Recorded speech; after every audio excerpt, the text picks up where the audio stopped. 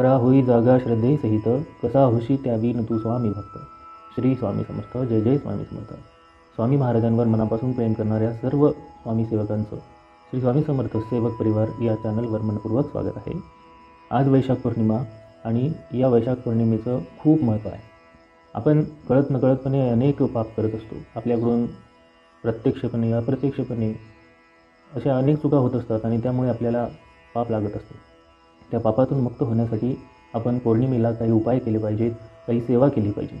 ही सेवा केली तर आपण जन्मजन्मांतरीच्या शापातून मुक्त होतो.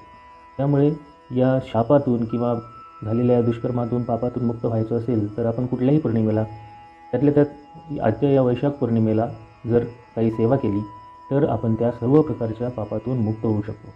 तर आजच्या या दिवशी, आजच्या या व्हिडिओच्या माध्यमातून आपण ती कुठली सेवा करायला पाहिजेत आणि काय उपाय केले पाहिजेत त्याविषयी माहिती पाहणार आहोत. परंतु तत्पूर्वी जर आपण या चॅनलवर नवीन असाल तर आपण या चॅनलला सबस्क्राईब करा आणि व्हिडिओ शेवटपर्यंत पहा अशी मी तुम्हाला विनंती करतो. प्रत्येक पौर्णिमेच्या दिवशी चंद्र हा आपल्या पूर्ण आकारामध्ये असतो आणि शास्त्रानुसार या दिवशी चंद्राचा विशेष असा प्रभाव असतो. म्हणून या दिवशी आपण माता लक्ष्मीची जर पूजा केली तर माता लक्ष्मी आपल्यावर लवकर प्रसन्न होऊ शकते. त्यामुळे आपल्या घरामध्ये माता लक्ष्मीचे आगमन होऊन आपल्या घरामध्ये सुख, शांती, सौख्य, संतती, संपत्ती नांदू शकते. तर आजच्या या दिवशी आपण हे उपाय करू शकतो. त्यामध्ये पहिला उपाय असा आहे की सकाळी लवकर उठून आपण पिंपळाच्या झाडाची पूजा करायला पाहिजे आणि पिंपळाच्या झाडावर माता लक्ष्मीचं आगमन होत असते. त्यामुळे आपल्याला जर कुठली धनप्राप्तीची अपेक्षा असेल तर सकाळी लवकर उठून आपले नित्य कामातून निवृत्त होऊन पिंपळाच्या झाडाखाली माता लक्ष्मीची आपण पूजा करायला पाहिजे आणि लक्ष्मीला घरी निवास करण्यासाठी तिला मनापासून आमंत्रित करायला पाहिजे. असं केल्यामुळे आपल्यावर माता लक्ष्मीची कृपादृष्टी पडते आणि ती माता लक्ष्मी प्रसन्न होऊन आपल्या घरी तिचं आगमन होते. त्याचबरोबर आपण पौर्णिमेच्या रात्री महालक्ष्मीसोबत विष्णूची देखील पूजा केली पाहिजे. पूजा एखाद्या ब्राह्मणाकडून करून घेतली तर ती जास्त योग्य फळ देणारी ठरू शकते. त्याचबरोबर आपण पौर्णिमेच्या दिवशी चंद्राचे आगमन झाल्याच्या नंतर साबुदाण्याची खीर त्याच्यामध्ये साखर घालून तयार केलेली ती तयार केली आणि त्या खिरीचा प्रसाद माता लक्ष्मीला दाखवला पाहिजे.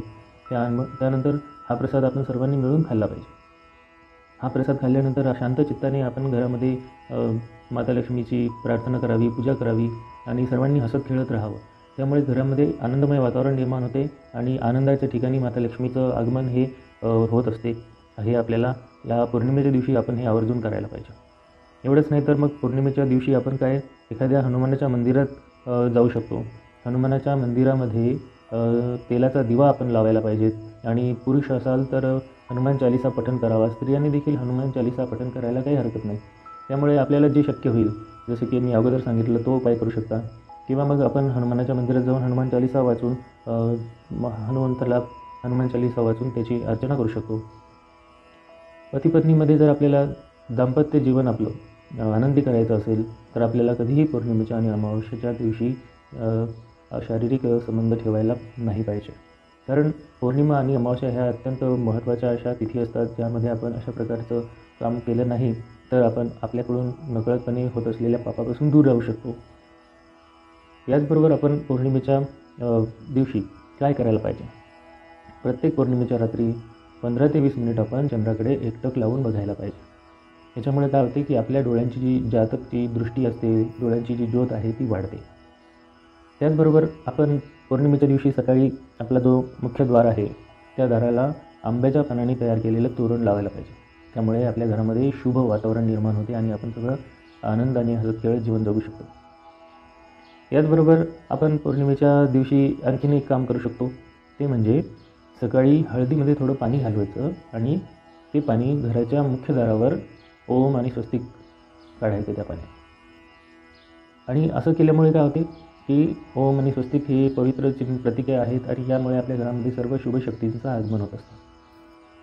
याच्या व्यतिरिक्त आपण पौर्णिमेच्या दिवशी शिवमंदिरात जाऊन शिवलिंगाजवळ दिवा लावायचा आणि ओम रुद्राय नमः या मंत्राचा जाप करायचा. महादेवाची आराधना करायची. म्हणजेच आपल्याला महादेवाची आराधना केल्यामुळे महादेव लवकर प्रसन्न होतात आणि आपल्या मनातील इच्छा आकांक्षा पूर्ण करतात. कळत नकळतपणे आपण काही पाप केले असेल, काही दुष्कृत्य आपल्याकडून घडलं असेल तर आपल्याला त्याच्या दोषातून मुक्त होण्याची ही एक संधी असते. तर आपल्याला हे सगळेच्या सगळे उपाय करावेच असं बंधनकारक नाही. यापैकी कुठलेही 1, 2, 3 जसे शक्य असेल तसं. पिंपळाच्या झाडाची आपण पूजा करू शकतो. हनुमान मंदिरात जाऊन आपण हनुमान चालीसा वाचू शकतो, है ना. महादेवाच्या मंदिरामध्ये जाऊन दिवा लावून ओम रुद्राय नमः असा मंत्राचा जाप करू शकतो किंवा साधा सरळ ओम नमः शिवाय मंत्राचा जाप करू शकतो.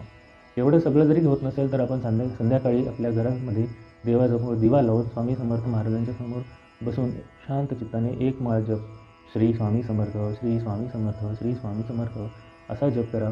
आपल्या मनाला शांती प्राप्त होईल. घरामध्ये सुखसौख्य आणि शांततामय वातावरण निर्माण होऊन आपले पूर्वज आपल्यावर प्रसन्न होतील.